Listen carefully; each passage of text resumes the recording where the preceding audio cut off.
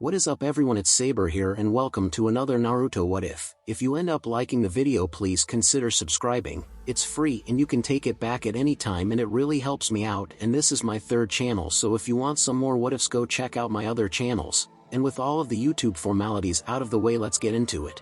By the time Haruki reached his apartment, he was tired, hungry, and beyond irritated. Really, did he have spent time with me tattooed on his forehead or something? Tossing his coat onto the couch, he made his way to the kitchen, grimacing as he remembered being accosted by 3 different people before finally reaching his flat earlier. How would you like to play a game of shogi with me? Haruki stared for a long, incredulous moment, mind racing to find a good excuse to turn Shikaku down. Naruto never did anything for no good reason. Of course, they thought not doing something because it was troublesome was a good reason, but there must have been an alternative motive for the Jounin commander to ask, "I'm not all that good, Shikaku-san," Haruki voiced, uncomfortably slipping his hands into his coat pockets to hide their minute restlessness. It was true, in his timeline both Shikaku and Shikamaru had kicked his ass almost every time they had played, though both Naruto had admitted that he had become more and more of a challenge to defeat as time passed. He had even won the last few games he had played with them, but after Konoha had been destroyed, none of them had had time for shogi anymore, and Haruki hadn't so much as touched a piece in over a year. Well, I can be the judge of that. Shikaku's posture was still in a somewhat lazy slouch, but his eyes never wavered from Haruki. "Shikamaru has training tomorrow until late afternoon,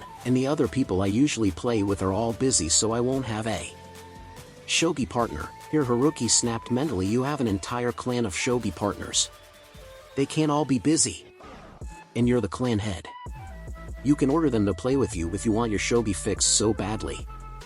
You can come over to the Nara compound anytime." Before that, a dozen excuses raced through his mind, just as quickly dismissed a second later. Shikaku would counter every one of them anyway. It wasn't that he didn't particularly like playing shogi, he really had nothing against it, but to Haruki he would technically be sitting across from a dead man, most likely fielding questions the entire time, because he had no doubt Shikaku had seen through the earlier farce and would probably want answers, and that was fine because Haruki had expected it. What he hadn't expected was for the Nara to come straight to him. He had figured that Shikaku would go bug the Hokage and Sarutobi would be the one stuck with dealing with the Jounin commander, and the other problem he found with Shikaku's request was the fact that he knew Shikaku's playing style inside out. This didn't matter in his timeline since Shikaku knew his playing style as well, not to mention that it had been the father and son whom had taught him how to play in the first place. But here in this timeline, Naruto would have quite a bit of an advantage, and it wouldn't be fair to Shikaku, so here he was impassive on the outside but somewhat frantic on the inside as the Nara clan head waited for his reply. Somewhat belatedly, Haruki realized that he had been silent for several long seconds already, and though Shikaku looked as patient and unbothered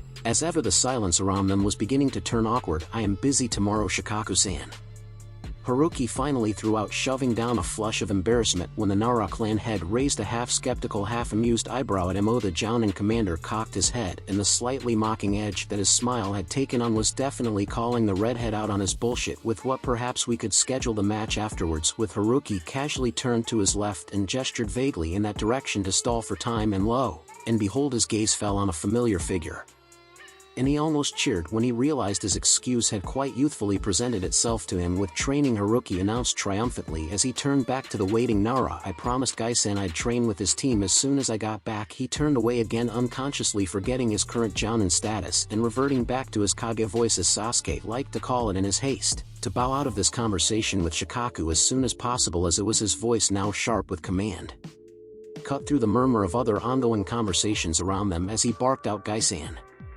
Haruki didn't notice the slight widening of Shikaku's eyes, nor did he notice the immediate instinctive straightening in the Jounin commander's posture, but he did take notice when everyone within earshot abruptly stopped talking, slightly bewildered expressions, all turning to face him with one word. Haruki had managed to seize the attention of all those in the area. Quickly realizing his mistake, Haruki only let slip his alarm for a fraction of a second before he clamped down on the rush of anxiety welling up inside him and walked forward to meet a stunned-looking guy. Ignoring those around him, it wasn't as if he had even shouted. His voice had been the same volume as it always was.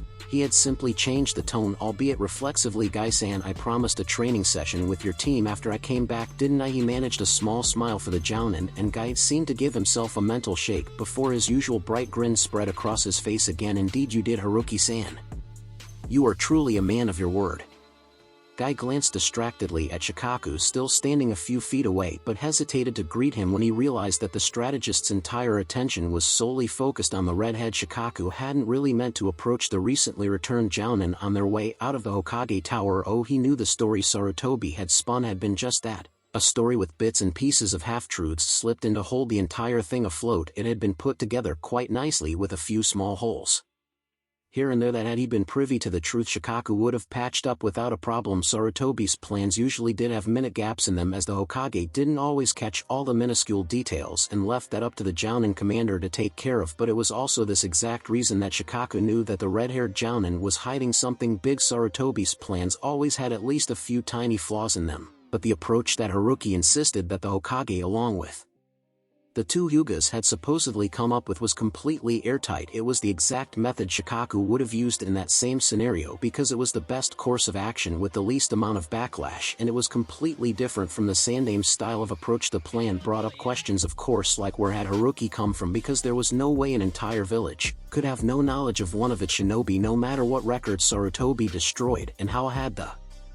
Jounin managed to get to Kumo and back within the hypothetical 4 days it took for Azashi to make the return trip, while stopping several times along the way to henge into the Hyuga clan head's brother to spread rumors. But Shikaku wasn't interested in these questions. It was obvious to anyone with eyes and half a brain that Sarutobi trusted Haruki explicitly, and Shikaku trusted his Hokage enough to not question this line of thought any further. No, what interested him was the core of the plan itself, the tactic that Shikaku knew had not come from Sarutobi or either Hyuga. The Nara had worked with all three at one point or another, and he knew that none of them could have come up with a plan so well, so similar to one Shikaku himself would make, which only left this Kazama Haruki as the only other option. It was brilliantly done. Within less than 2 weeks, the red-haired Jounin had returned Hyuga Azashi alive and safe, protected Konoha from any outside force looking to gain something from this incident, achieved a concrete standing within the ranks of Konoha's ninja as a loyal and capable shinobi in the eyes of most, if not all, of the council, secured the favor and debt of two of the most powerful Hyugas in the Hyuga clan, and finished off the entire performance by cornering and crippling Kumo in one decisive strike, delivering to the Hokage a golden opportunity for Konoha's economy on a silver platter. Shikaku had seen and heard all this under the incomparable fiction that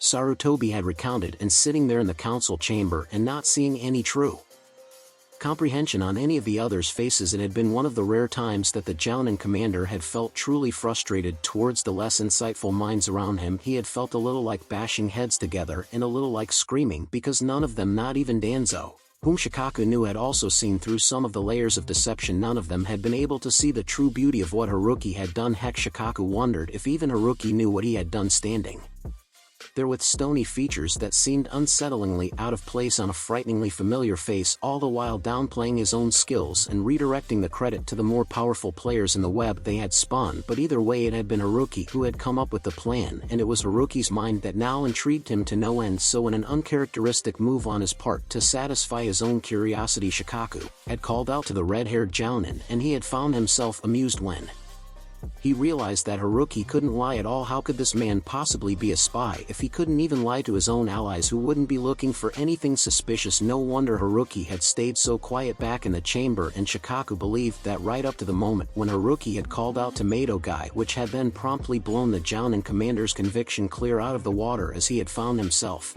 automatically straightening to attention at the tone of voice the redhead had used. Sharp even with the weight of command, and quiet even with the expectancy of respectful deference. Shikaku would swear blind up to the day he died that he had been listening to a Kage speak, a Kage used to snapping short rapid-fire commands out of necessity that those who reported to him could and would immediately understand and obey. And now here he was, still standing in front of the Hokage Tower, more determined than ever to con the man back to the Nara compound for at least one round of shogi. He wanted to know how this man thought, and there was nothing more telling than a game that pitted one mind against another. Guy Shikaku finally dragged his gaze to the spandex-clad Jounin standing beside them and nodded a greeting at him. Guy sketched a quick salute, a wry glint in his eyes as he studied his commanding officer. Shikaku let his frame relax again and tucked his hands back into his coat. He sometimes forgot that Guy was one of the sharper Jounin under his command. What time should I come by? Haruki was asking now, and the calm demeanor and steady gaze made Shikaku wonder just how he could think that this man was not capable as a spy. Guy struck a thinking pose before flashing a grin. Yash, Lee's youthfulness usually has him training by 5, but the official meeting time is 6. You can come to training grounds 14 anytime between then. Haruki inclined his head. I will be there. Do your students specialize in any area? Lee is a youthful taijutsu specialist, while Niji has his clan's gentle fist. A fleeting frown passed over the Jounin's face, and Tenten is excellent with a wide variety of weapons. He seemed about to add something more, but changed his mind at the last second and grinned again. I will go tell my students that we will have a youthful guest for training tomorrow. We will aim to impress. Haruki smiled and nodded, and Guy clapped a good-natured hand on the redhead's shoulder before snapping another salute at Shikaku. Before he could run off, Shikaku quickly cleared his throat, sharp eyes darting momentarily back to Haruki and just managing a glimpse of the slight stir of relief under the redhead's neutral features. Oh no you don't, Shikaku scoffed inwardly, as if a training session could put him off. If he really wanted something, Guy, he spoke aloud. Haruki-san is unsure whether or not he can make the shogi appointment with me tomorrow. Around what time would you be willing to let him go? Guy looked surprised, but smiled broadly, missing the dark look that Haruki tossed at both of them. Shikaku smirked inwardly, so there was a fire somewhere under that placid facade. Do not worry, Haruki-san. Guy beamed. A youthful game of shogi, especially against a master such as Shikaku-sama, is something that cannot be missed. Our training session will end at noon. Since my team has border patrol tomorrow, will that be enough time for you to make your appointment? Haruki's smile looked strained, and Shikaku bit back a chuckle. Oh, undoubtedly, Guy-san, thank you for the consideration. Yes, Shikaku nodded as well. Thank you, Guy, that will do nicely. Guy just flashed another smile before sprinting away in the direction of the training grounds, kicking up dust as he ran. A long moment of silence followed as neither of the remaining shinobi spoke. Shikaku spent the time studying the redhead, unconcerned that his open observation might seem rude. He idly speculated whether Haruki would get angry or not, and if he would insist on turning down the shogi game anyway. The Nara might be the Jounin commander, but that didn't mean his Jounin needed to obey him in matters unrelated to work, and for a reason he had yet to figure out, he very much doubted that this man was suited to obey anyone. But after a few drawn-out seconds, the redhead only sighed and pinned him with a piercing cerulean gaze. You are used to getting your way in the few times you want it, Shikaku-san, Haruki said at last. Shikaku blinked in surprise, but relaxed with a lazy smirk playing on his lips. A heartbeat later, and you are much more straightforward when you lose that act you parade around. And Haruki shrugged. I prefer being straightforward. Shikaku's gaze sharpened. Then be straightforward. I'm not calling you out for work-related issues, Haruki-san. It's just a shogi match between two colleagues. Work has nothing to do with this. Haruki studied him for a moment longer before his whole bearing seemed to change in front of Shikaku. He watched as the redhead relaxed somewhat in his presence, and the walls that had been resurrected in his eyes fell away, revealing amusement and faint annoyance behind them. His mouth twisted up a little in a faint smile as one of the Jounin's hands reached up to brush back a few strands of crimson bangs. All right then, Shikaku-san. Haruki dipped his head before stepping away, more as acknowledgement than anything else. I will come by the Nara compound tomorrow at 1. Do try not to be too disappointed when you fail to find out what you want to know. And with only a passing wave goodbye, the redhead disappeared. A moment later, sun shining away from the Hokage Tower and leaving a mildly shocked Shikaku behind. Shikaku stared after the Jounin before huffing a laugh, shaking his head as he turned towards his own home. He could honestly say that no ninja under his command had ever left his presence like that without all the tedious bowing and saluting that his position called for. It was an interesting change, and he found himself mildly impatient for tomorrow to come. He always found out what he wanted to know in the end. It was just a matter of how long Haruki would manage to put him off. XXX running across the rooftops, Haruki grumbled wearily to himself. Now he was stuck with playing shogi with the Nara clan head, and he couldn't blatantly downplay his skill either. Shikaku would catch it immediately and call him out on it, and knowing his luck, Haruki would be stuck with another shogi appointment. After that, he would have to be subtle about it, or Shikaku would realize just how much Haruki actually knew. A moderately fast approaching chakra signal made him glance up, and Kakashi appeared beside him a moment later, matching him step for step as the copy Ninai smiled a greeting at him. Yo, welcome home. Haruki almost tripped at those two words, catching himself at the last moment as his mind momentarily threw him back to the last time he had ever heard them 2.5 years ago, and the final time he had ever stepped foot inside Konoha before the war had kept him on the battlefield. He hadn't returned to his village until Konoha had become the battlefield. He managed to smile and nod, but said nothing else as he sped up a bit, not really wanting to talk. Kakashi seemed to understand and kept his next words short and simple, but very unwelcome to Haruki. The team's coming over to your place for dinner at 7. Okay, we'll knock on your door when we arrive, and without giving Haruki a chance to turn the invitation down, the copy nin pulled away, disappearing over the rooftops in a blur of silver. Haruki would have given chase and kicked the Jounin's ass 6 ways to Sunday if he wasn't sure that that would do nothing to get him out of this, so he clenched his jaw and put his frustration in his steps, instead being careful not to actually punch holes through the rooftops. Though present now here, he was stewing sulkily over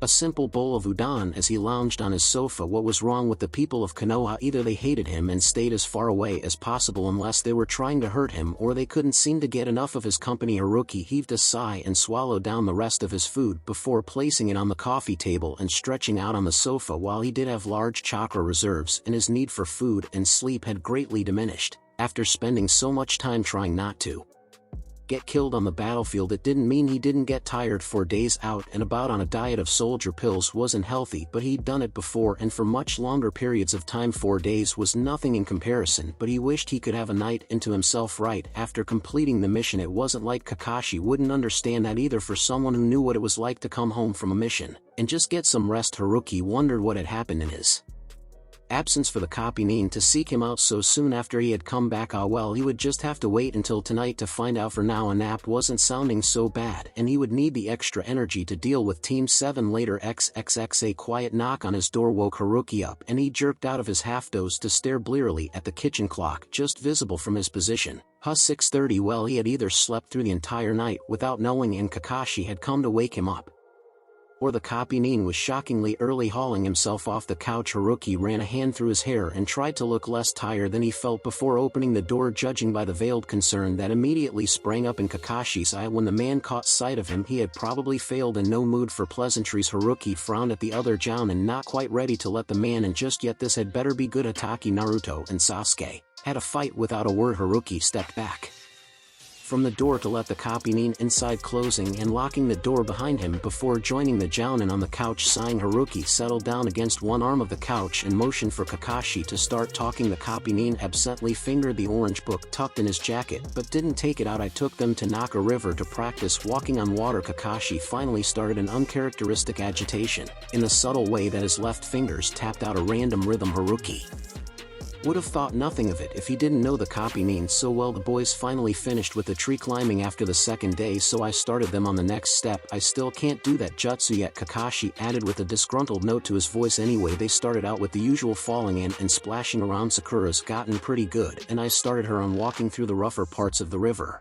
but she was close enough to give them pointers too, and they both gradually got better. Overall, it went pretty well. Haruki raised an eyebrow, question silent but clear. So what's the problem? Kakashi sighed, pinching the bridge of his nose through the cloth of his mask. The problem was when they took a break from water walking on the day they started that exercise, they broke for lunch and started sparring. After they finished eating, the Jounin glanced at the redhead. The boys took your suggestion and started sparring. It didn't end well. Haruki frowned, and Kakashi hurriedly tacked on the spar itself was a good idea. You were right. They saw through a lot of each other's attacks, so they managed to figure out what they still had to work on. That wasn't the problem. The problem was that Naruto won again. Haruki let his silence speak for itself, but he could already see where this was going without Kakashi having to continue. Sasuke had never taken defeat well, especially when he was still at this age. It wasn't as if it was a decisive win either. Kakashi continued. They were even until one of Naruto's Kage Bunshins managed to sneak up on Sasuke's left side and disarm him before he could retaliate. But you know Naruto,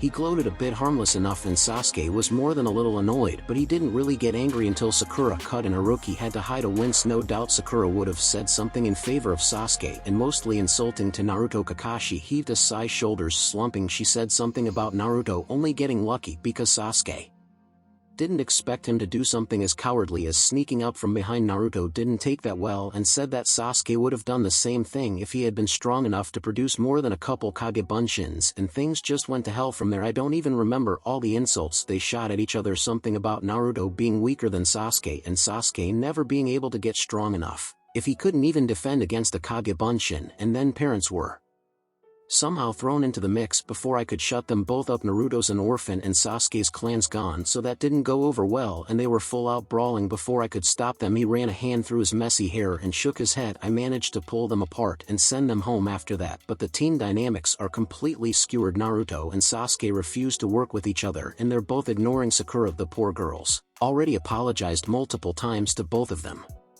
And I'm pretty sure she went home crying after yesterday's failed D-rank, but Haruki closed his eyes and tried to force back a building a headache. He should have known the camaraderie he had seen between Team 7 was too good to last. He opened his eyes again, shifting to cross his legs on the couch, and shot the Jounin an inquiring look. So what exactly do you want me to do about it? Kakashi rubbed the back of his head uncomfortably as he leaned back against the couch. I need help. I've tried talking to Sasuke and I told him that he would get stronger and encouraged him too, but he just shuts out everything I say. Why does he listen to you? Haruki stayed silent for a long contemplative moment, propping his head up in one hand as he used one knee as an elbow rest. He studied the Kapinin for a while, watching him slowly stiffen uneasily under his blatant stare. You know what your problem is, Kakashi? Haruki finally asked when he felt that the Jounin had suffered enough. The Kakashi in his timeline had eventually realized his mistake, but not until it was too late and Sasuke was long gone from the village. Without waiting for a reply, Haruki continued, straightening up as he dropped his hand back onto his lap. You're too soft on Sasuke. The Kapinin's visible eye widened fractionally and Haruki sighed and explained, why did you only talk to Sasuke? Naruto may have won and Sakura may have inadvertently started the fight, but it wasn't as if Sasuke hadn't done anything wrong either, and he knows that. And yet you're singling him out, and I know you're trying to make him feel better by telling him that he will get stronger, but he doesn't see it that way. Sasuke called Naruto weak as well, but you didn't tell Naruto that he would get stronger too, did you? By singling Sasuke out to him, you're telling him that he is weak because you obviously think that he needs his hand held, unlike Naruto or even Sakura, but I don't think that.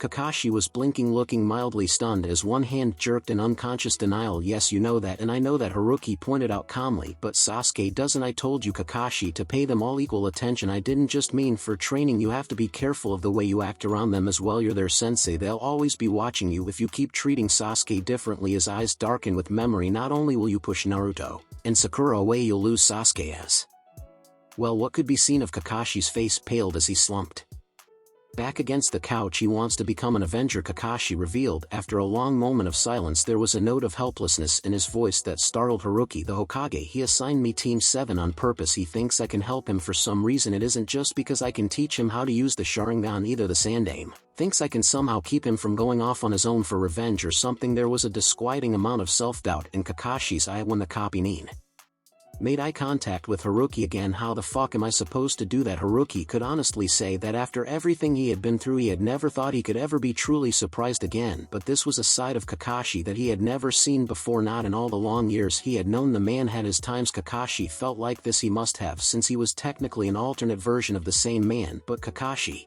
had always seemed so self-assured when dealing with their team. He had never shown any uncertainty when handling them, and he and Sakura had eventually assumed that Kakashi just favored Sasuke, liked him better perhaps because he hadn't been as annoying or as undisciplined as they had been. But now that Haruki thought about it, he realized that the Kapinin had never had to deal with children before. Team 7, Kakashi had said so himself. He had failed every genin team before them, and to be suddenly told that the first team he had ever passed and taken on consisted of an angry 12-year-old bent on revenge that he was responsible for keeping on the straight and narrow would unnerve anyone. And yet Haruki had never seen it, had always just thought that Kakashi hadn't seen much in him as a 12-year-old. But what if the Kapinin had only been trying in the way he had thought was best to keep the team together and prevent Sasuke from defecting? What if it hadn't been favoritism after all? Well, he had proof right in front of him. Kakashi looked as uncertain as one could possibly look under the circumstances. I'm sorry, Haruki spoke up abruptly. Kakashi looked taken aback. For what? For misunderstanding, Haruki voiced softly before giving himself a sharp mental rebuke. Never mind. Well, if Sasuke wants to become an Avenger, then all we have to do is get it into his head that cutting ties with this village is the last thing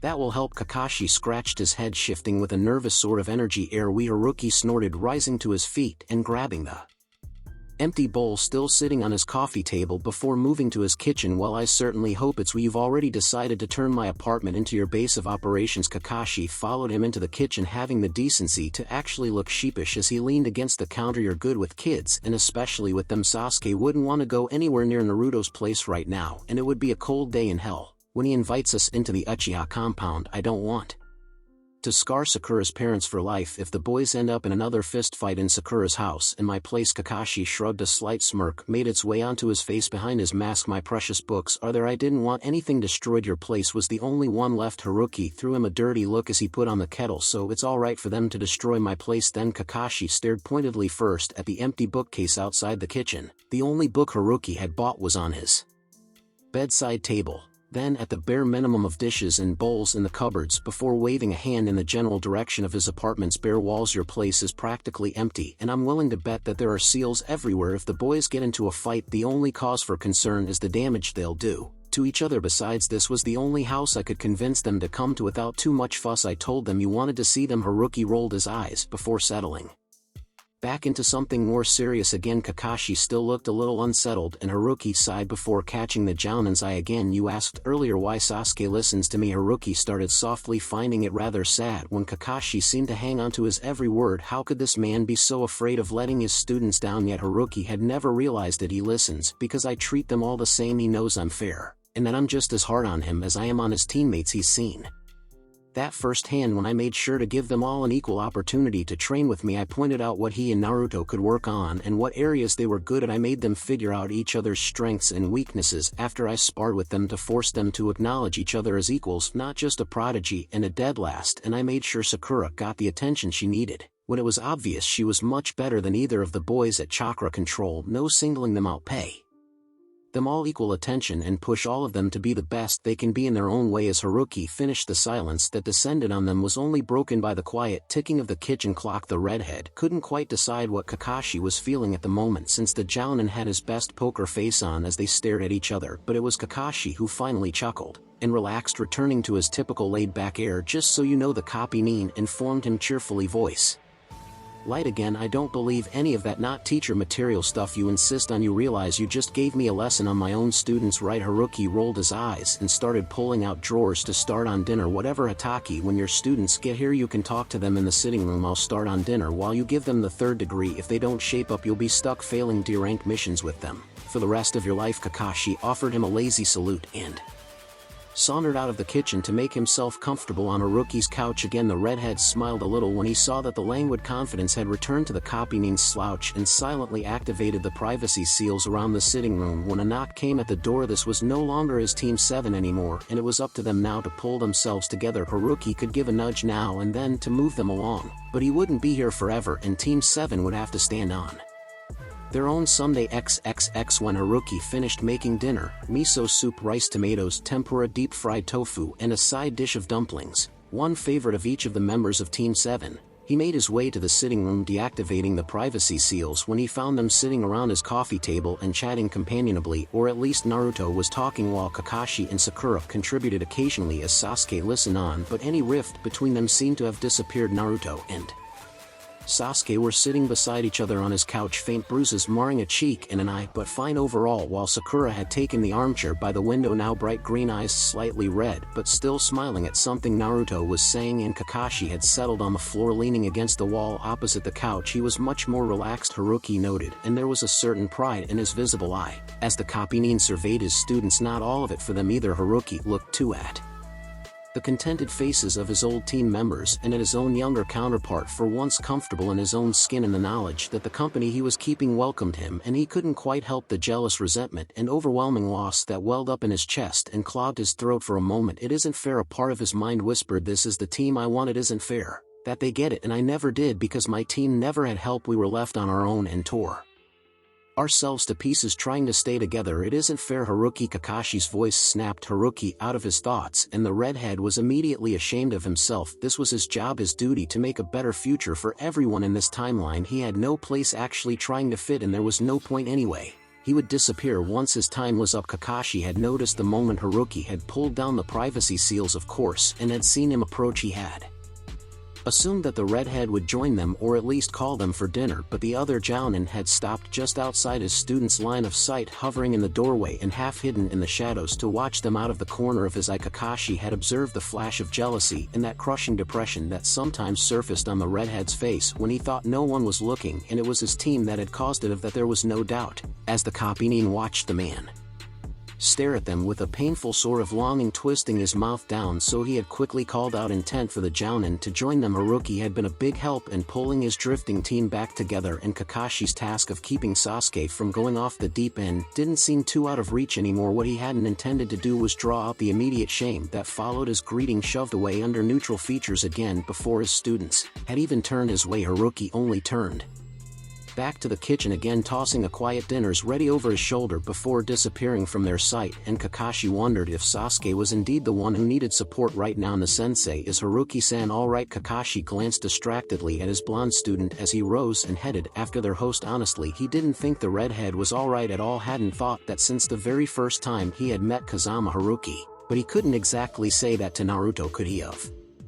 Course Naruto. Kakashi I smiled down at the boy, remembering to include Sasuke and Sakura as well when he noticed their attention on his answer. He's probably tired, he did just come home from a mission today. Then why are we bothering him? Shouldn't he be resting? Sasuke's accusing glare told Kakashi that the Uchiha knew exactly why Kakashi had told them to meet at Haruki's apartment, and was obviously not pleased that they seemed to be cutting into the redhead's life again before he even had a chance to settle back in. Kakashi found it rather cute that his moodiest student could worry so much in his own subtle way. "It's fine, Sasuke." Haruki's voice caught their attention, and they entered the kitchen to see Haruki setting the table. Even in the dim kitchen light there was no mistaking the pronounced shadows under weary cerulean, but the redhead only continued, "I took a nap earlier and I do need to eat. Come sit down." Sasuke only shot another glare in his sensei's direction, who at least had the decency to look a little guilty before moving forward and reaching out a hand for the dishes that the jounin was juggling. "I can set the table." "Haruki-san, you've already made us dinner." He found himself under Haruki's appraising stare and forced himself to look back steadily. There was something about the older man's stare that made Sasuke not uncomfortable but maybe a little anxious. Whenever that sharp scrutiny was turned on him, it never made him feel inferior or as if he had to prove something to the jounin, like he had felt when the teachers back at the academy had always expected him to be the best. But Sasuke found himself wanting to do better, because the only expectation he ever found in Haruki's eyes was for him to give his best, nothing more, nothing less. He sometimes thought it might be easier to look away when that blue gaze pierced him, but somehow he knew instinctively that that would disappoint Haruki more than anything else. "So long as you can meet my eyes without fear or shame."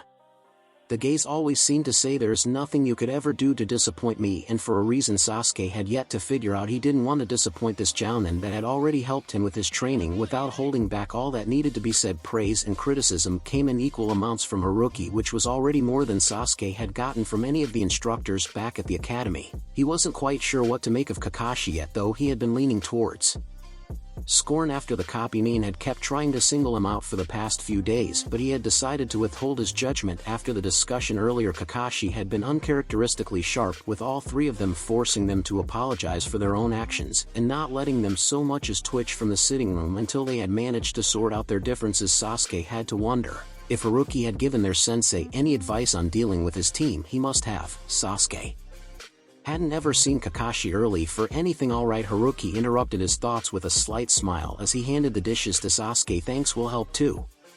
Sakura bounded into the kitchen with Naruto half a step behind her, and the three genin were soon bustling around the dinner table setting out plates and bowls and chopsticks. Kakashi had shrugged and taken a seat beside Haruki, ignoring the stern looks of disapproval from his three students. Leaning sideways, he murmured, "Mind telling me how you got them to wait on you?" Hand and foot. Haruki kicked him gently with a scowl marring his features, and Kakashi grinned back unapologetically. The depression seemed to have lifted somewhat, and the copy-nin would count that as a victory. "This is really good."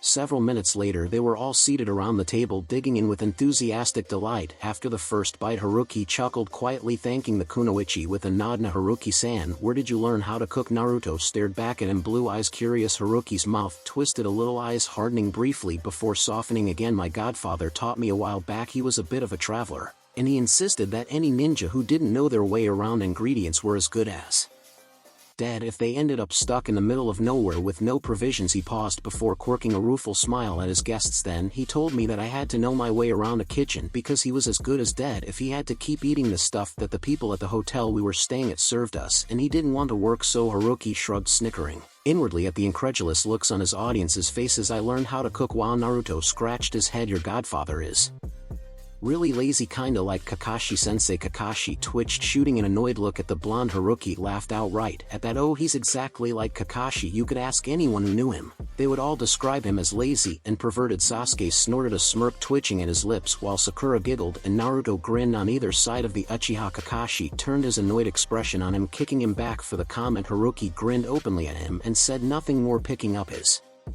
Rice bowl again. None of them mentioned the noticeable past tense that Haruki used when talking about his godfather. Content to simply take the redhead's words as Haruki wanted them to. The rest of the evening was spent making idle conversation as the three kids took turns recounting the embarrassing failure of their D-rank mission yesterday. The tension between them was gone, and even Sasuke stayed relaxed in his seat when Naruto teased him about his abysmal performance during the mission. Of course, the Uchiha pointed out the blonde's mistakes right after that, and the two descended into a light banter of who had been worse, while Sakura claimed that they had both been just as bad as each other, but neither had been as good as she had been. Kakashi had done a good job, Haruki thought reflectively as he nursed a cup of tea in his hands and watched the three kids bicker good-naturedly. If they kept moving forward like this, then they would be ready for the Chunin exams. At the same time in the Hyuga compound, Niji was pacing his room, having been stuck between shock, anger, disbelief, happiness, and downright fear all day. When he had heard the first whisper that his father was alive, Niji had refused to believe it and had tracked down the Hyuga who had spoken of this and promptly sent him to the hospital. Strangely enough, he hadn't even been reprimanded, but the entire compound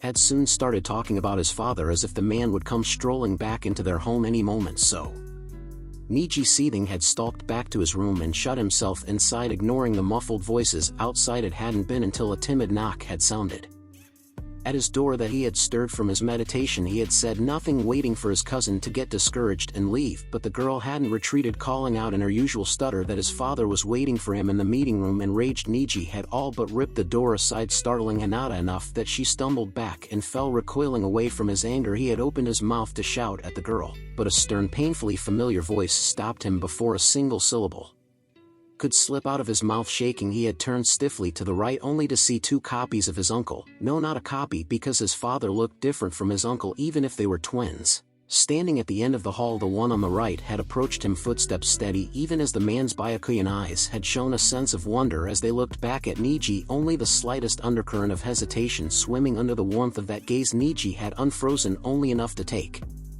an unsteady step back before tripping over thin air, falling to the ground with a thump and just catching himself with his elbows. He had remained still, a flush of embarrassment rising in his cheeks, because this uncharacteristic clumsiness was not what he wanted his father, because this was his father, damn it. He had known that the moment he had sensed the foreign but familiar chakra signal enter Konoha and seen his uncle rush out of the compound, to see after 9 years apart, but Hisashi had just quickened his steps, dropping carelessly to his knees in front of Niji. And Niji remembered the biggest reason he had for loving his father. Hisashi, unlike his twin and most of the other adult Hyugas in the clan, never allowed etiquette or reputation to stop him from showing affection to his son, and extending a tentative hand to help Niji sit up. Niji had stared at the hand without comprehension for a long moment, absently wondering if he had finally snapped and gone insane, and this was all just a figment of his imagination. But if this was his imagination, then there was no way he would have embarrassed himself like this, which logically meant that this had to be real. So he had reached out slowly, his own hand hovering uncertainly over his father's as his gaze flickered up to meet Hisashi's gaze. For a moment Niji had felt a brief flash of irrational fear at the thought that maybe this man would disappear again if he touched him, and had made to retreat, but his father hadn't allowed it, and had been quick to wrap a strong hand around his own, squeezing tightly for a fraction of a second before hauling him forward in one decisive pull and sending Niji tumbling forward. The moment Niji had collided against his father's chest, Hisashi's other arm had snaked around his back, and Niji had found himself crushed against his father's body in a desperate hug that spoke of apologies and relief and love. And Niji hadn't even realized he had been crying until he had finally pulled back and found his father crying. 2 minutes after that, Niji had been more than reluctant to let his father out of his sight, but Hisashi had assured him that he simply had to report to the Hokage and the council, and that he would be back in a few hours, and then they would sit up all night catching up if Niji wanted to. Niji hadn't even remembered to feel embarrassed when he had immediately nodded in agreement. Now here he was pacing the length of his bedroom while reciting ninjutsu theory, mentally going through all the different katas of the gentle fist and ignoring the fact that he was keeping his Byakugan deactivated because he didn't think his heart could take it if he knew his father was coming. What if his father didn't like him? The last time Hisashi had seen Niji had been when he was a 4-year-old boy. What if his father was disappointed in the way he had grown up? If his father was disappointed in him, Niji would never forgive himself for the rest of his life. He didn't think he could His head jerked up and he froze in the middle of his room when muffled footsteps approached his room, growing louder as each second passed. Niji swallowed convulsively and dimly knew he should probably sit down or straighten to attention and not remain standing like a fool and gaping like a fish in the middle of his bedroom, but before he could make up his mind a quiet knock sounded at his door, echoing like a gong in his head, as the telltale voice of his father called out, "Niji, may I come in?" It took Niji 3 tries before he managed to pull himself together and get his voice working. "Why, yes, please come in." He almost slapped himself when his words came out stiff and impassive as he had trained himself to speak. "Kami-sama, his father was going to think Niji didn't want him here." The door slid open smoothly and Hisashi stepped inside, gaze instantly finding his son. He couldn't quite hide a frown as he watched him stand at attention, hands clasped behind his back and his face utterly blank.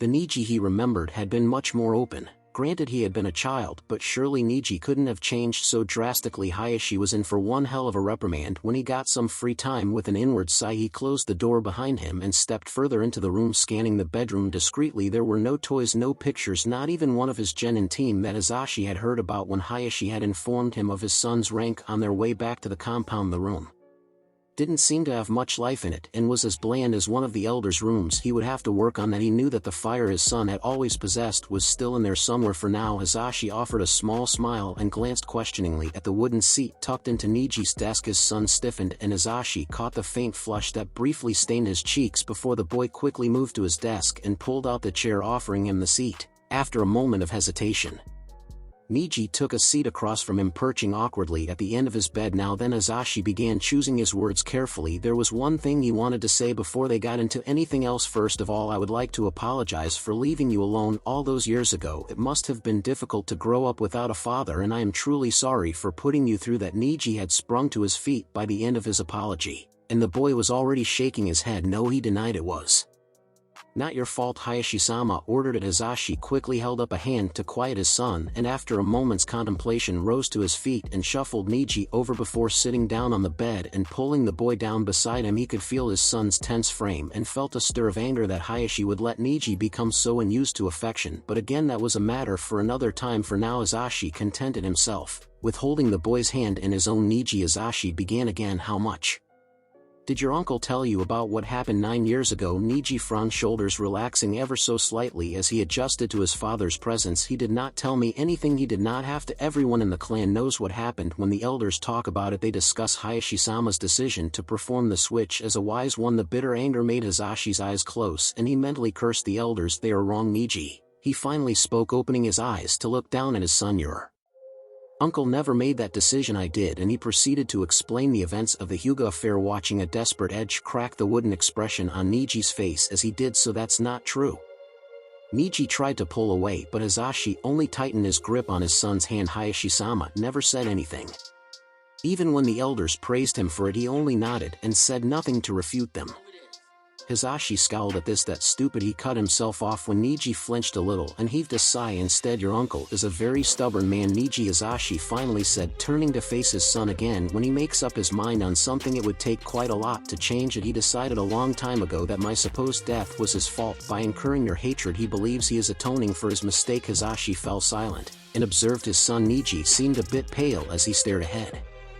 Sightlessly, the hold he had on Hisashi's hand was bordering on painful, but he really couldn't care less. At least his son wasn't shying away from him. But then Niji finally spoke, voice barely above a whisper. "The fate of those in the branch house is to sacrifice ourselves for the main house. Why would Hayashi-sama not make that decision?" "Because he is my brother," Hisashi said simply. "No matter how indifferent he may seem, Hayashi does care, but he is clan head, and sometimes that burden is easier to bear if he pretends not to care." He paused, cocking his head in consideration. "And who said that our fate is to sacrifice ourselves for the main house? I'm back, aren't I? And it was my choice to take my brother's place, not the other way around." Seeing the bewilderment in his son's eyes, Hisashi only smiled again. "Trust me, Niji, I know your uncle better than anyone. I know what he is like." When Niji remained silent, Hisashi slowly released his hand and circled his arm around the boy's shoulders, instead ignoring the immediate stiffening in his posture. "I am not asking you to change your mind about Hayashi or the clan in general right away, Niji. Just give it some Thought he smiled inwardly when he felt Niji slowly relax before nodding in acknowledgement. Good. Azashi turned a lighter smile on the boy beside him. Now let's talk about you. You are a genin now. Who is your sensei? Your teammates. Niji had automatically stiffened again at the questions, and his hands twisted nervously together in his lap. Mato guy is my sensei. He paused and glanced up to gauge Azashi's expression. Azashi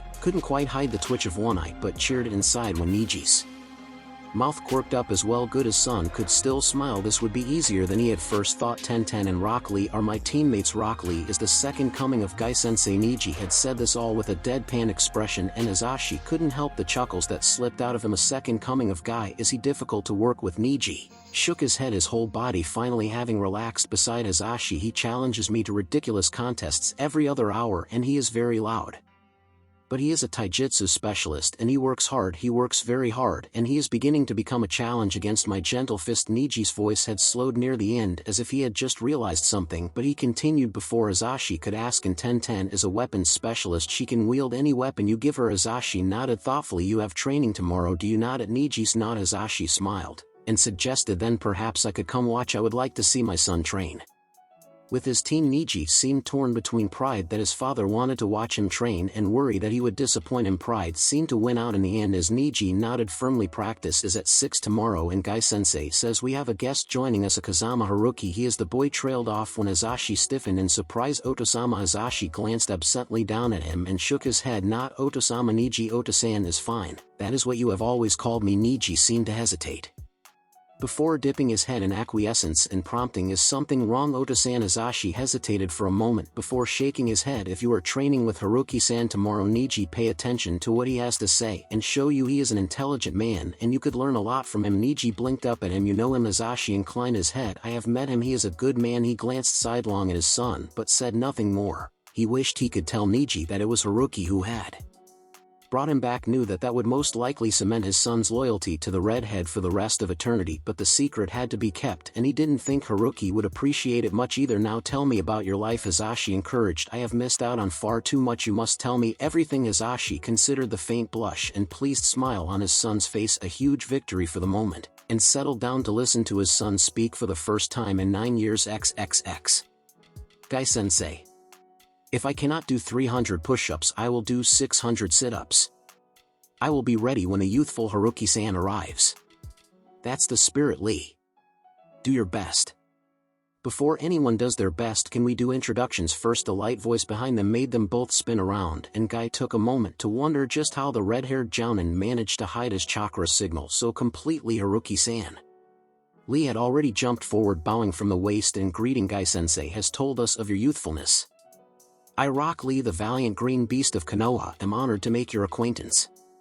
Guy beamed proudly at his student's youthful greeting and cocked his head to observe Haruki. Most people seemed to find Lee's exuberance unnerving, but if he was right, Haruki chuckled and sketched a quick bow himself. It's an honor to meet you too, Lee-kun. The boy beamed and Guy chuckled. He absently wondered if Haruki could be unnerved by anything. Stepping up beside his student and flashing a grin at the redhead, the jounin did a quick scan of the other's face. Well, Haruki certainly looked better than he had yesterday. There were still bags under his eyes, but they were less pronounced and the man no longer looked like death had warmed over. You were quite early, Haruki-san. Guy said aloud. Lee has just finished his first set of warm-ups. Ah, the redhead reached up to rub the back of his head. I couldn't sleep and you did say I could come anytime between 5 and 6. It's around 5:10 right now, I think. Guy shook his head, hiding the brief concern that surfaced inside him. Haruki certainly looked like he could do with some sleep. We don't mind. Now that you're here, we might as well start. Turning to his student, Guy clapped a hand onto Lee's shoulder and smiled at him. Lee stretched for a taijutsu spar. Lee straightened to attention. Hi, Guy-sensei.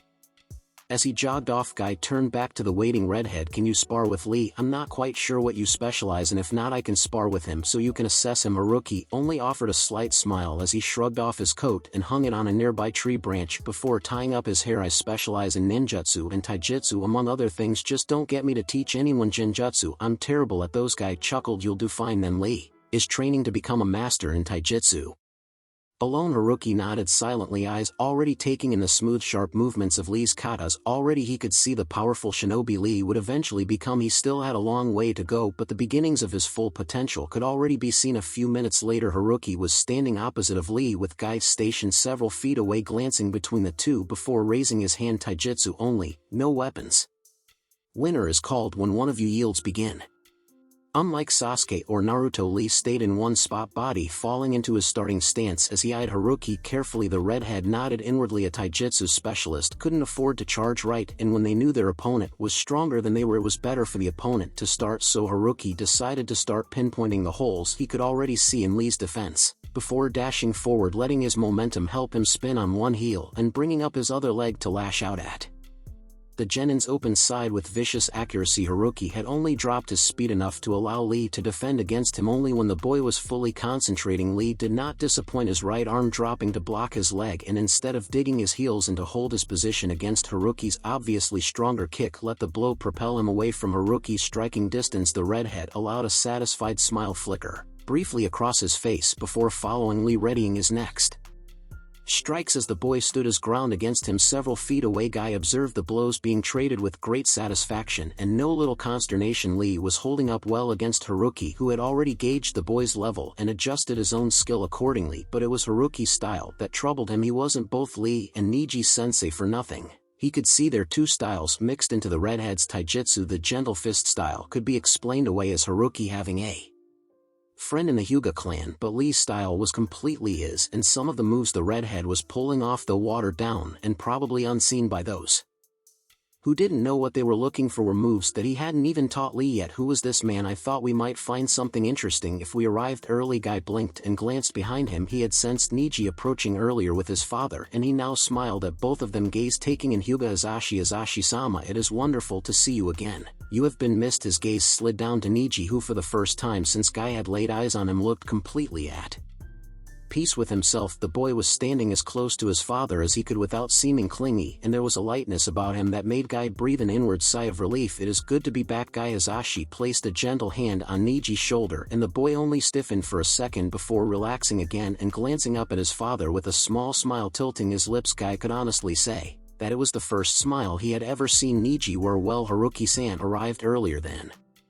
expected, so I paired him against Lee. It's an interesting match. Guy kept a subtle eye on Azashi and Niji as he turned back to the spar, noting the recognition that dawned first on Azashi's face and then his own student's. Oda-san, Niji spoke up as his Byakugan activated. Haruki-san knows the gentle fist style. Azashi remained neutral on the outside, studying the redhead carefully. He thought something like this might happen, which was partly why he had suggested coming early. His son would no doubt have questions. Perhaps he has seen Hyugas in battle. Azashi replied out loud, it seems he has incorporated pieces of the Hyuga style into others. Niji nodded, mostly focused on the spar, but Guy caught the slight flicker in Azashi's eyes and the vague way he had worded his answer. It seemed Azashi knew more than he was letting on, but Guy couldn't sense any concern from the clan head's brother, so he pushed any remaining worries he had out of his mind. If such a high member of the Hyuga clan wasn't worried that someone outside the clan knew their fighting style, it was hardly Guy's place to make waves, but that still didn't account for the youthful style he could see in Haruki's taijutsu. Even in bits and pieces slipped in when one least expected it. Guy could see that the other Jounin knew his style and knew it well. Guy-sensei, Niji interrupted his thoughts, isn't that your style mixed in as well? Guy mentally winced at Niji's acute observations.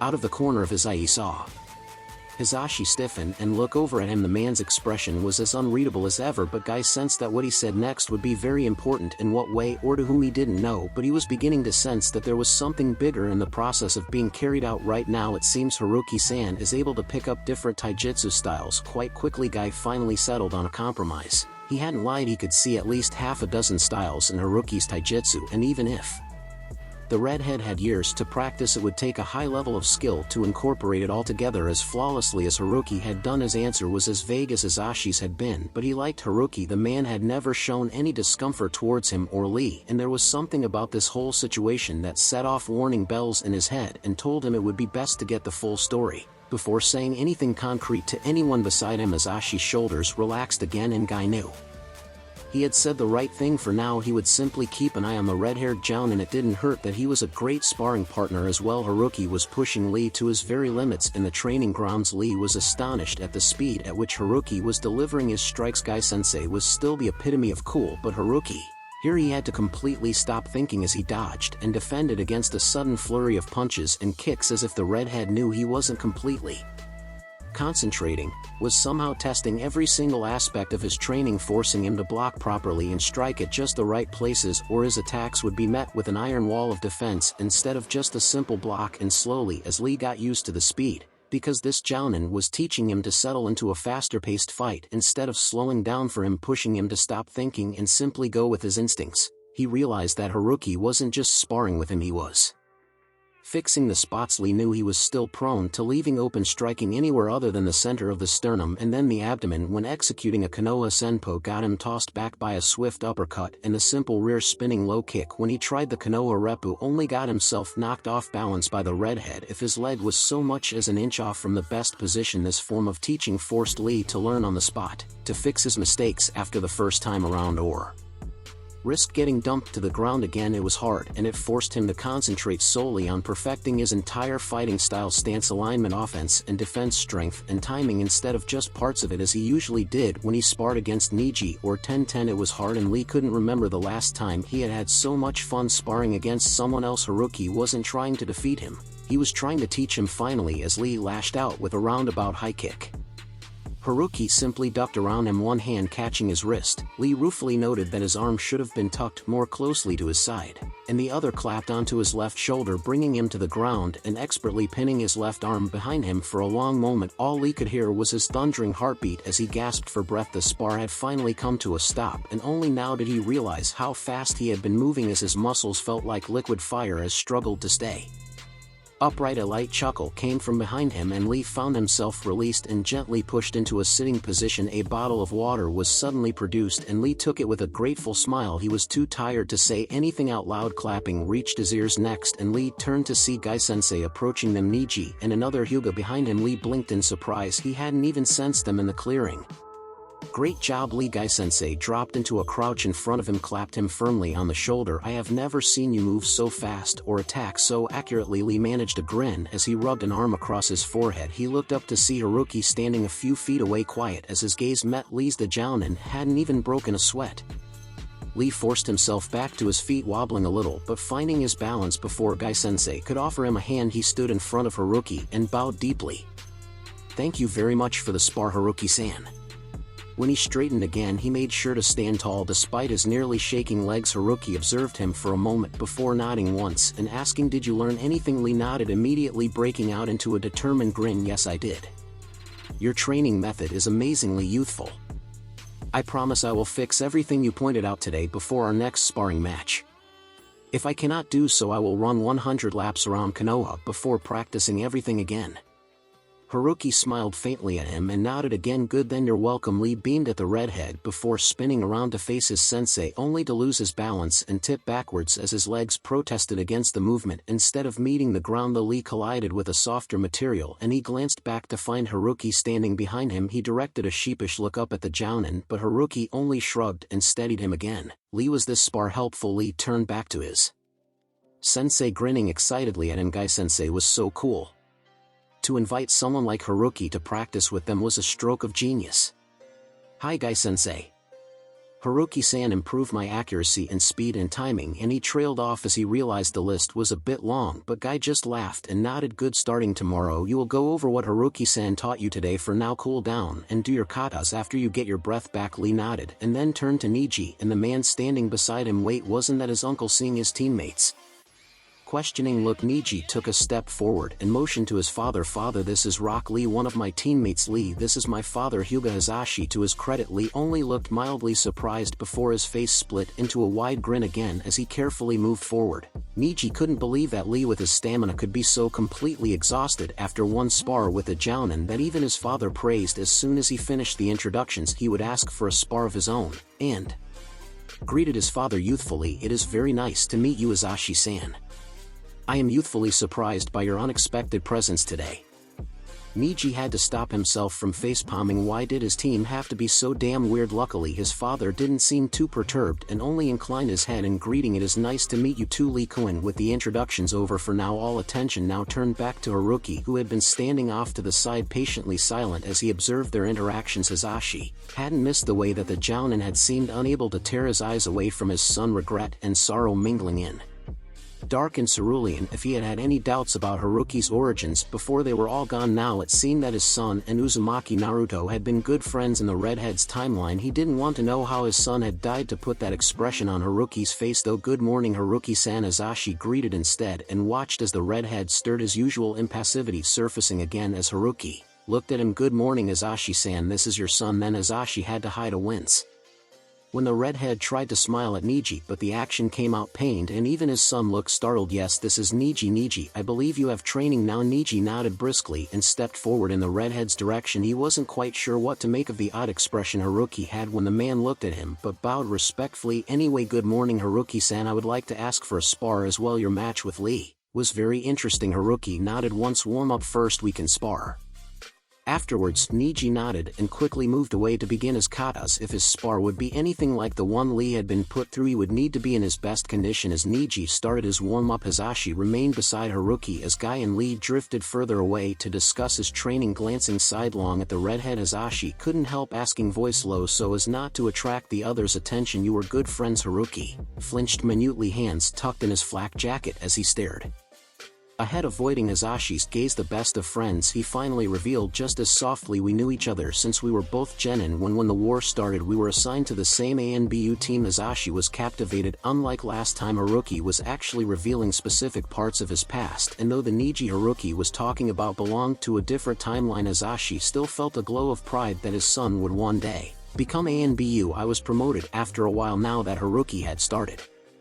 It didn't seem like he could stop until he finished ANBU captain. I picked Niji as my second on my squad. When I became general, I made Niji captain of his own squad and my second in command of the ANBU troops." He was silent for another long moment, and Hazashi waited patiently for the redhead to finish. "And when I became Hokage, Niji became one of my ANBU generals." ANBU general. Hazashi watched his son go through a kata smooth and well practiced. He had no doubt that Niji could become great, but it was a pleasure all the same to hear what his son had become. "And another time one of your generals," Hazashi continued lightly. He wasn't surprised that Haruki really was a Kage. He talked to Sarutobi as an equal after all, but a Kage usually only assigned more than one general when there were too many men to lead. Haruki shrugged. "A few of the other countries had fallen and requested to join us. We needed all the help we could get, so I assigned 2 people as my generals." Hazashi frowned. "The other countries had fallen. If that was what would eventually happen, no wonder Haruki had traveled back in time." He didn't ask anything more though. The redhead seemed to have used up his sharing quota for the day and was already moving towards his son as Niji finished his last kata. Again, Guy started the spar, and likely Niji held back and waited for Haruki to make the first move. Haruki closed his eyes briefly, firmly reminding himself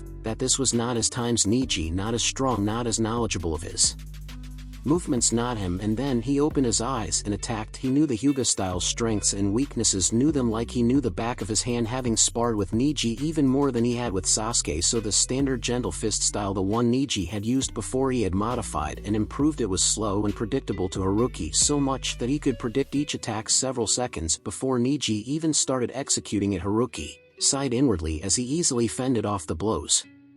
This wouldn't work. It was obvious that Niji was already quite good at the style, and he had the skill to move on. He also knew that Niji had already learned, if not mastered, some of his clan's secret techniques, and Haruki wouldn't force Niji to show them here, but perhaps Haruki could get the boy started on his future style. Jumping back, he raised a hand to pause the spar, and Niji pulled up, a slight frown on his face. "Niji-kun, I think you can see that I know how to counter the gentle fist style quite well already." Haruki paused and Niji nodded stiffly, obviously not knowing what to do about it. "If you wish, I could teach you a more advanced style." The silence that descended on the training grounds was loud and tense as Niji looked stunned at Haruki's offer. He seemed to waver and then turned to look at his father. Haruki tilted his head as well, gauging Hazashi's reaction. The man was frowning, not with disapproval, but concern. "Are you quite certain, Haruki-san?" Hazashi called out after a moment. Haruki heard the unspoken question. "Can you afford to show your hand here?" Haruki glanced at Guy and Lee. Neither said anything, observing silently at their exchange, but Haruki knew them. They understood that training secrets were not to be given out unless permitted to. They would not say anything about this to anyone. Hazashi already knew the truth, so I'm sure, Haruki replied as he turned back to Niji. "Niji-kun, what I want to teach you is not a completely new style, more like your gentle fist style with More layers added to it. He paused watching the genin. I would appreciate it though if you kept quiet about where you learned this. Niji stayed silent, weighing his options. To learn something new on top of his gentle fist would be very beneficial, and he was interested to see what someone who wasn't a Hyuga could teach him on said style. If the price was simply to keep his silence if questioned on this new style's origins, so be it. I would like to learn Haruki-san. Niji straightened from his stance.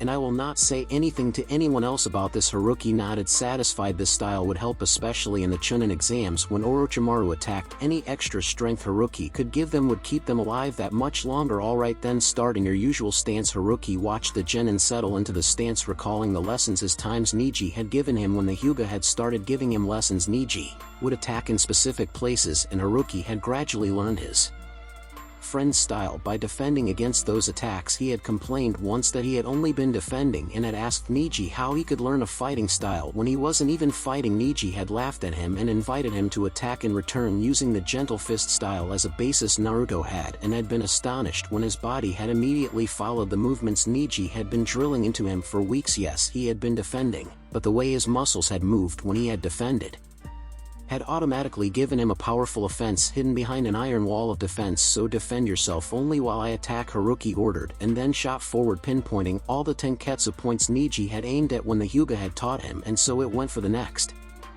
half hour with Haruki attacking in swift, precise movements and Niji defending accordingly. On the sidelines, Hisashi hadn't been able to stop himself from activating his Byakugan and following the movements, his own arms twitching to learn as well. Though Niji was only defending, he could see a new style coming together where Niji was blocking with an open here and a forearm there. Hisashi could see the potential this defense could become when Niji reverted it into an offensive style. Hisashi's muscles hadn't weakened too much due to the life suspension seal, but he still needed to start training again. When Niji managed to pick up enough of this style to start practicing the offensive part on his own, he would ask his son to teach him as well, or maybe he could just corner Haruki when the redhead had some free time and ask for training too. That could work, but what amazed him the most was the thought of where Haruki had learned this fighting style. He had obviously been taught by a Hyuga, which meant that someone had had to develop it in the first place. Haruki had seemed to imply that Niji was one of the few Hyugas he had associated with. Did that mean that his own son would eventually develop this style? And if he had, did that mean that Niji would be able to create something even more powerful if Haruki was teaching him this style? Now barely able to think, Niji was defending for all he was worth. Haruki's attacks were different, tugging Niji's arms and legs to positions that were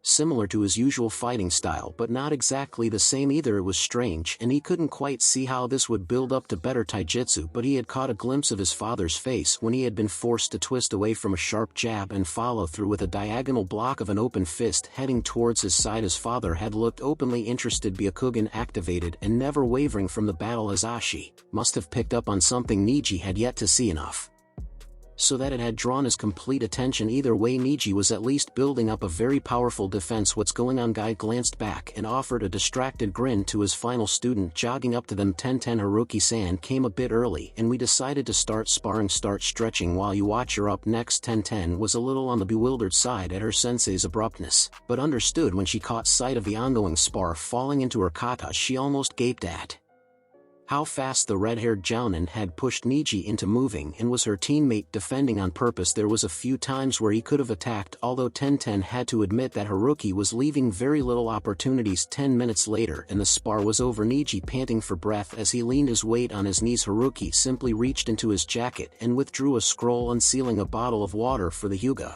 as well. Niji managed a nod of thanks and quickly downed a third of the bottle. A full workout was not what he had been expecting when he had woken up this morning, and it wasn't even 7 yet. Niji-kun, keep practicing the movements you went through today, treat them as katas. Even Niji tried to settle his breathing as he straightened and nodded. His muscles remembered each move even if his mind didn't, but he could see a pattern to the movements. A little strange, but now that he had the time to think instead of just react, he was also starting to have an inkling of what the jounin was trying to teach him. Thank you for the spar, Haruki-san. He sketched another bow and made a mental note to ask Guy after practice if it was possible to invite the jounin again next week. That way Haruki could point out any flaws in his new training. Moving over to his father, he caught sight of 10-10 and quickly introduced his father again. The words felt nice on his tongue. He had never been able to introduce anyone as his father before. 10-10 also looked surprised but greeted Hisashi politely as she straightened from her kata's. Niji knew that the Hokage was going to do a village-wide announcement of his father's return sometime soon, so there would no doubt be quite a number of shocked people if Hisashi decided to walk through Konoha soon. Tenten was standing in front of Haruki while the redhead studied her with a critical eye. She blinked and shifted a little nervously as she got into her taijutsu stance.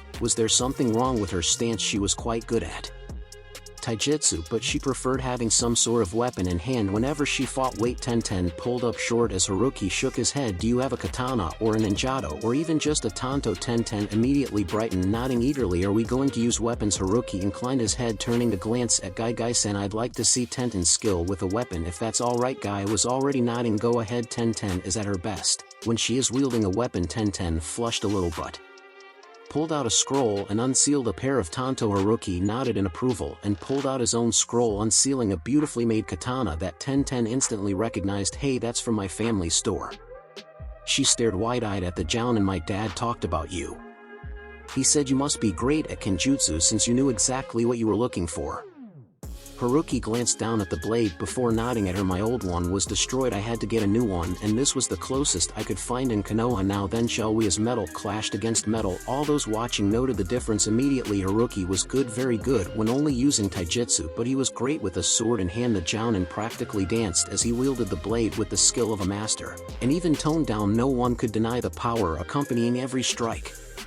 Tenten found herself caught up in a whirlwind of blades as she defended rapidly against the red-haired Jounin. She knew he was holding back, and she could barely take the time to draw breath as Haruki bore down on her as unrelenting as the steel he wielded. But once in a while, when she managed to strike back, Tenten caught a glimpse of bright cerulean, and she knew that the gleam she saw in them matched the one in her own eyes. Unlike the taijutsu spars Haruki had had with Lee and Niji, Haruki was having much more fun now, even with a mere genin like herself, and this made her grin because she hadn't ever sparred with a kenjutsu master before. Sure, she knew there were Jounin in the village who wielded swords, but it wasn't as if they were going to take the time to practice with her. Her eyes followed the katana that thrust at her ribs, and she half jumped, half threw herself back, already panting, but still grinning. Haruki-san, she called out, those blades channel chakra. Aren't you going to use their full potential? She knew she was pushing it, and if Haruki decided to humor her, his next attack would finish the spar, but she wanted at least a taste of what this man could do at the height of his power with a katana, and if she could see that, then she wouldn't mind ending the spar prematurely. The redhead tilted his head, a few bangs brushing over one cheek before he smirked. Actually smirked. Tenten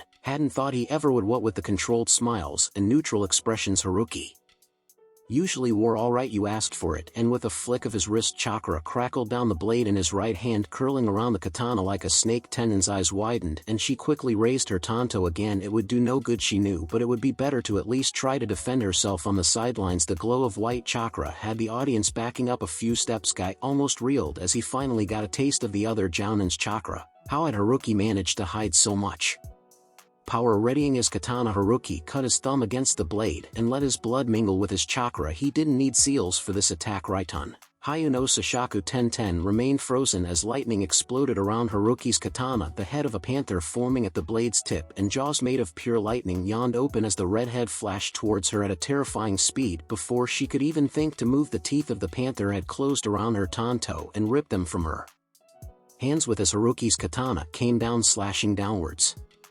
across both her weapons and leaving her empty-handed. Mere moments later, the glow of the lightning ebbed before disappearing altogether, and she was left staring at Haruki standing calmly in front of her, katana lowered to his side and her two tanto scattered on the ground. She had no doubt that the redhead had pulled back the jutsu at the last second, preventing it from destroying her weapons. Silence settled over the training grounds, but Tenten couldn't even consider speaking right now, too busy reviewing the Jounin's attack in her mind. The lightning had been channeled into the katana in the form of a panther. The jutsu itself had been directed by the sword. Had Haruki's control of the chakra that had tempered the lightning been even slightly off, he would no doubt have lost control of his blade entirely. That was so amazing. Tenten bounded forward, glee lighting her eyes as she bent down to study the blade that Haruki still held. Without waiting for a reply, she whirled to face Guy, her excitement keeping her exhaustion at bay for the moment. Guy-sensei, did you see that? Why didn't you invite Haruki-san sooner? He's a kenjutsu master. I mean, did you see that? Guy's sweat dropped before shaking his head. He had no idea why Tenten would want to be a medic nin when it was so obvious that she was much more suited to become a weapons specialist instead. Still, the jutsu Haruki had just pulled off would amaze anyone. That was very cool, Haruki-san. Beside him Lee sprang forward, all thoughts of rest gone. You must have a lightning affinity. Haruki blinked and moved to reseal his katana, but sighed at the stars in Tennin's eyes and passed her the katana. She brightened even further, though Haruki had no idea why the katana came from her family's store. After all, no, actually, Haruki replied, tugging the hair tie out of his hair and shaking it out. My affinity is wind, but I'm alright with lightning as well. Azashi twitched from where he was standing. Alright, Haruki called that. Alright, well then, are there any other elements you are adequate? With Haruki blinked eyes narrowing a little and Azashi was careful to keep his features blank. Water and fire, the redhead replied slowly. Some of my jutsus are based on those elements as well. Azashi's eyes widened. Water and fire were complete opposites, as were wind and lightning. To have mastery over all four, not earth then? He asked lightly. Haruki was quick to shake his head. I know a few simple ones that I learned as a genin, but that's it. I can't do many earth jutsus. Well, that came as some relief. Azashi didn't anyone who could proficiently wield 4 elements, much less 5. Absently he made the connection that Kazama Haruki was actually Uzumaki Naruto again. This man was the one Konoha had shunned and feared and hated. Some people were truly stupid. Haruki-san, when can you come back to join us for a sparring session again? Haruki took back the katana Ten held out as she grabbed her tanto from the ground. He shrugged and glanced at Guy, who grinned back. Come back anytime, Haruki-san. So long as it's at least once a week. Haruki arched an eyebrow as he resealed his katana and unsealed a bottle of water for Ten. I don't want to intrude on your own. Guy waved a dismissive hand in the air. Nonsense, you've been here for 2 hours and my students have already become more youthful. You must come back. Haruki blinked before glancing between the 3 students around him. Ten and Lee were both nodding in agreement, and Niji gazed back at him expectantly. You have only just started teaching me that new style, the Hyuga pointed out. I would not be able to advance if you do not make sure I am learning correctly. Haruki sighed and then nodded. I'll come back sometime next week. For now though, doesn't your team have to start actual training? Guy-san. 10 minutes later, Guy had his students running laps around the clearing while Haruki nursed his own bottle of water on the sidelines with Azashi beside him. Thank you for teaching my son that style. Azashi spoke up once Haruki had tucked away the bottle. Haruki shrugged. It belongs to him. If I didn't teach him, he'd develop it himself in a couple of years, but he needs it right. And he fell silent abruptly, and Azashi glanced over, a faint frown creasing his brow. Will something happen soon? Haruki was silent for a long moment, debating on how much to say. Everything will start during the Chunin exams in my time. That's when everything began. Azashi sorely wanted to ask but held his tongue. Haruki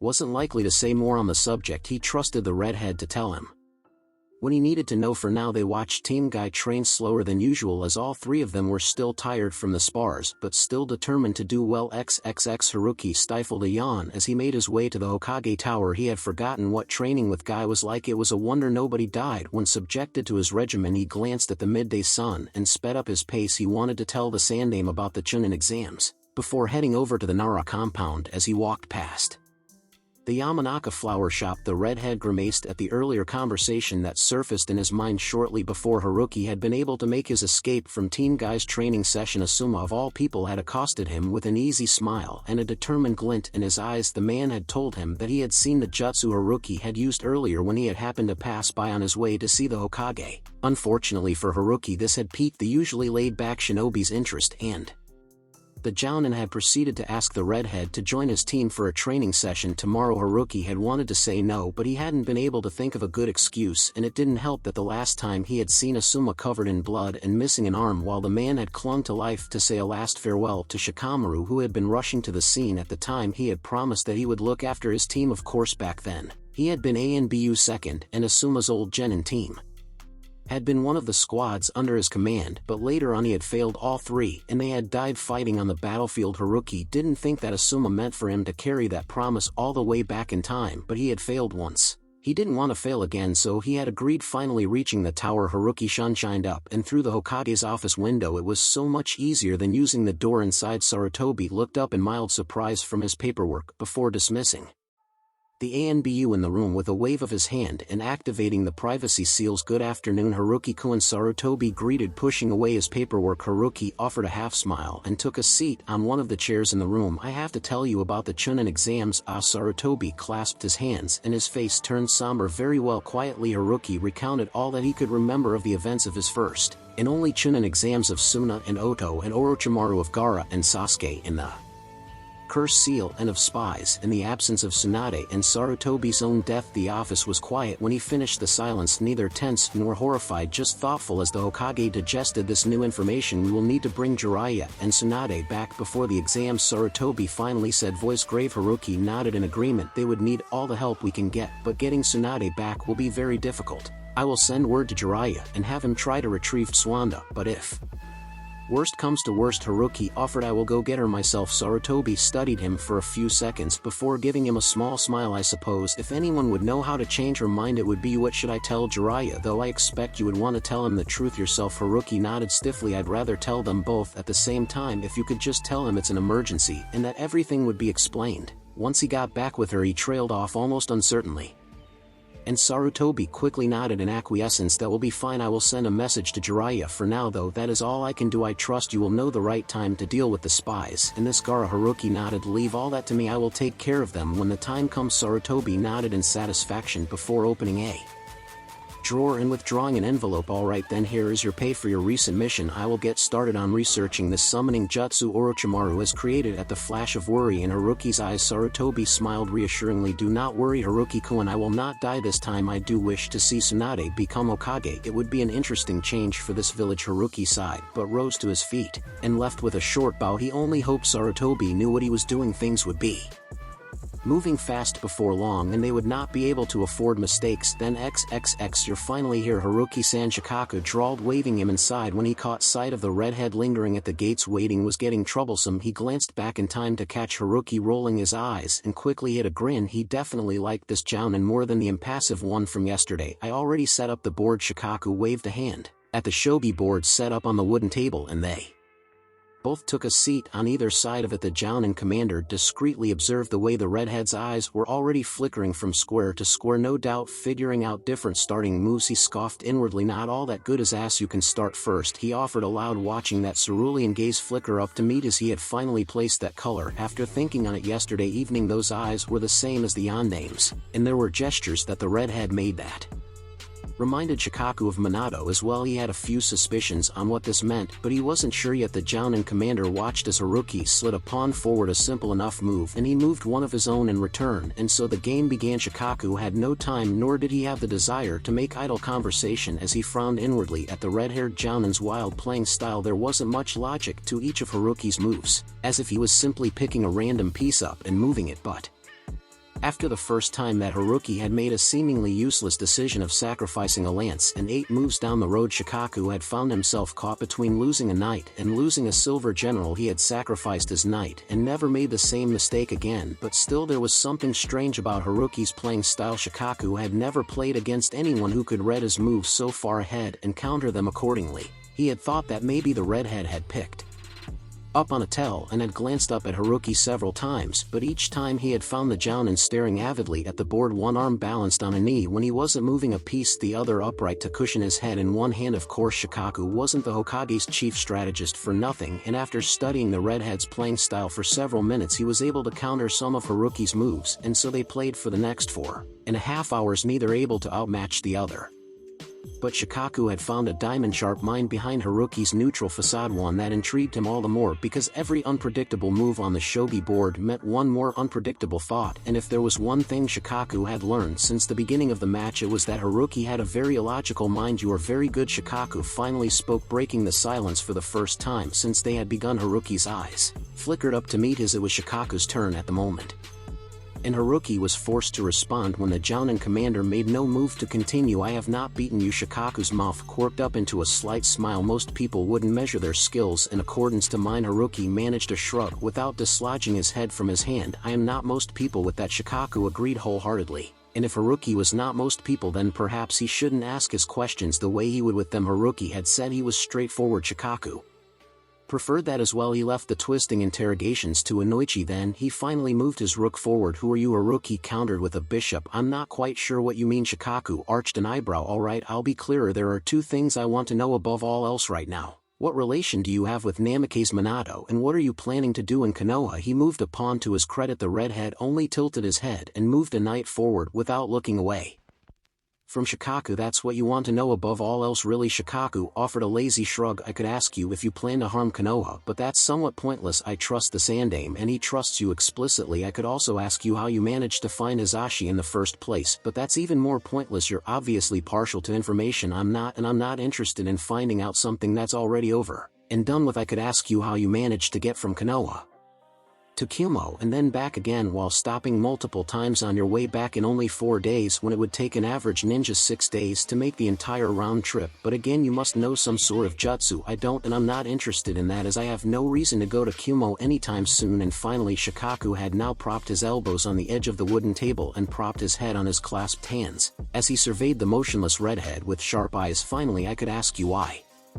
When you entered the Nara compound, Shikaku slowly turned his head, gaze still fixed firmly on the jounin as he freed one hand to tug aside a curtain that had been half drawn over the window they had been sitting beside and revealed a seal glowing a faint red on the glass. Haruki's entire face had frozen over, any remaining warmth disappearing as recognition flickered briefly through cerulean. Did this chakra sensing seal given to me by the Sandaime before the Kyuubi attack to pick up any demon chakra should it wander too close to my clan grounds activate? Shikaku watched Haruki closely for any reaction, but the redhead simply sat there still sitting in the same position, eyes now focused on the seal. When it was clear that Haruki could not be speaking anytime soon, Shikaku sighed and rubbed at his goatee before reaching out and moving one of his gold generals. I could ask you that, he continued casually, but even though the seal picked up the demon chakra, I still can't sense anything from your control over whatever chakra you have inside you is good enough as long as you're not about to go insane and destroy the village. It's none of my concern your move. Haruki remained still for a few seconds longer, gaze still fixed on the seal before turning back and extending one hand, moving a pawn forward. Half a dozen plays that Haruki could make with that move sprang up in Shikaku's mind, but he dismissed them. He could stop each of them if he took the pawn. Now moving his knight, he secured the pawn. It's not finished. Haruki's quiet voice accompanied his next move as he shifted a lance. Shikaku frowned. What isn't? Haruki flicked a finger at the seal. That seal, the center, is not finished at the moment. It can only detect the Kyuubi's chakra. Shikaku immediately stiffened, eyes narrowing as he realized what the redhead had just told him. But how the Kyuubi Jinchuriki was Uzumaki Naruto? Who are you then? He asked again, moving his rook to the left. You look like the Sandaime. I can almost see it. Change your hair and you'd be an almost exact copy. Long lost brother, cousin. Haruki gave a half shrug as he moved his lance again. Shikaku scanned the board before moving a silver general and capturing another of Haruki's pawns. Maybe I just look like him. Haruki tapped a finger on the edge of the wooden table before shifting a gold general. Shikaku immediately took the knight that Haruki had failed to move with one of his gold generals. It seemed like the game was coming to an end. Haruki wasn't concentrating anymore. I highly doubt that, but we'll leave it for now. Shikaku observed the redhead for a moment. So what are you doing in Konoha? You're definitely not one of my jounin. I was jounin commander 8 years ago. I would have remembered sending out any of my jounin. Even if the Hokage didn't inform of it, I would have at least noticed you missing. Haruki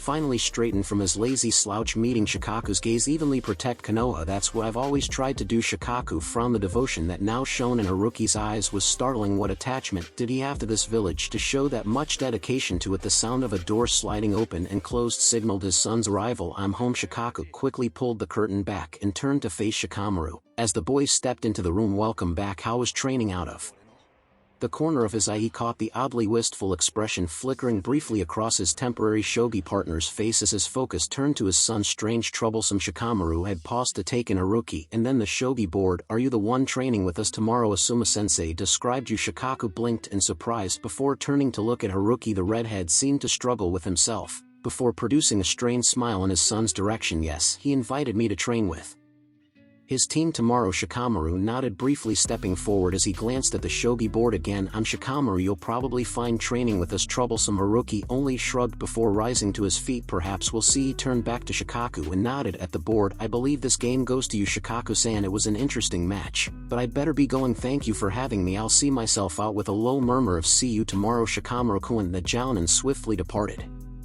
the Nara household, disappearing from sight. Without another glance at either of them, Shikaku remained in the same position for several seconds. After the redhead's abrupt departure, he only stirred when his son dropped down in Haruki's vacated seat, waving a hand at the board to get Shikaku's attention. You were playing? Shikaku hummed an affirmation. 5 hours. He's good. Shikamaru nodded distractedly, eyes on the board. When he left, why did he say that the game went to you? Shikaku arched an eyebrow and glanced down at the board as well, reaching out to tap one of his silver generals. I would have checkmated him in 3 moves. He was distracted near the end. Shikamaru frowned and scratched his head. Yeah, but if he moved this, his son tapped a simple rook sitting innocently near the left side of the board, he would have checkmated you in the next move. Shikaku sat in frozen silence, eyes glued on the pawn as he reviewed all the moves that had been made in the last 6 minutes and all the possible moves he could have taken or not taken. The 2 pawns and the knight, they had been distractions, mere diversions to draw the gold and silver generals that had been guarding his king away from their positions, and remove the knight that had been blocking the rook's forward movement that now trapped his king. If he moved any piece to stop the rook now, he would leave the redhead's lance or gold general free to attack his king. Those 2 pieces, he realized, were the very ones that the redhead had seemingly